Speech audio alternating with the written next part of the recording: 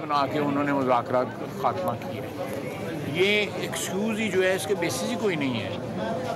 अली अमीन गंडापुर बार बार कह रहे हैं कि हमारे लोग गुमराह हो गए थे, यानी उन्होंने इतराफ़ जुर्म जो है वो किया है लेकिन उसको गुमराही पे डाल दिया है।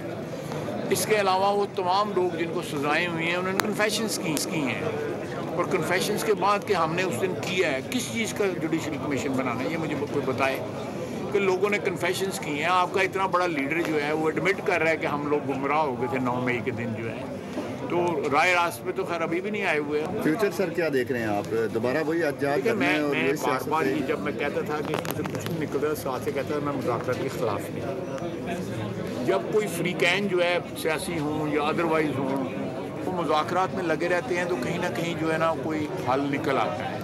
मुज़ाकरात का वो ख़त्म करना या उनको मुनक़ता करना, उनको दफन करना जो है ये मैं समझता हूँ कि उनके क्या मैं कमेंट करूँ जो है, क्योंकि उनका कोई महदूद किस्म का ऑब्जेक्टिव था जो पूरा नहीं हुआ या पूरा हुआ है, क्या हुआ है मैं उस पर स्पेकुलेट नहीं कर। मैं तो पहले ही कहा था, मैं फिर रिकॉर्ड पे हूँ कि ये हमारे साथ मुज़ाकरात क्यों कर रहे हैं। खत्ताब कह रहे हैं हमारे दूसरे मुज़ाकरात भी उधर भी हो रहे हैं, गौर साहब ने भी दिया था, तो अगर हो रहे हैं तो फिर ये शफ क्या हुआ है फिर 10-12-15 दिन जो है।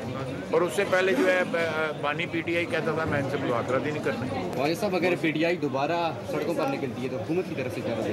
पर 3 दफ़ा निकली है, चौथी दफ़ा भी निकली जो हर चीज़ बर्बाद करने पे तुले हुए हैं सिर्फ इसलिए कि उनका हमारा लीडर भी तो कैद था, ज़रदारी साहब भी तो कैद थे, लेकिन हमने मुल्क को तो नुकसान नहीं पहुँचाया। हमने किसी सूरत कभी सोचा भी नहीं है कि मुल्क को नुकसान पहुँचाना। हमारी पूरी लीडरशिप कैद थी। ये जनवरी के दिनों के अंदर नंगे फर्श पे लोगों को बिठाया जाता और एक कंबल दिया जाता। मेरे साथ ये जनवरी के दिन 20-21 जनवरी थे, यही दिन थे, ये कल परसों वाला दिन था। इस्लामाबाद में वज़ीर दिफा ख्वाजा मोहम्मद आसिफ की मीडिया से गुफ्तगू जारी है।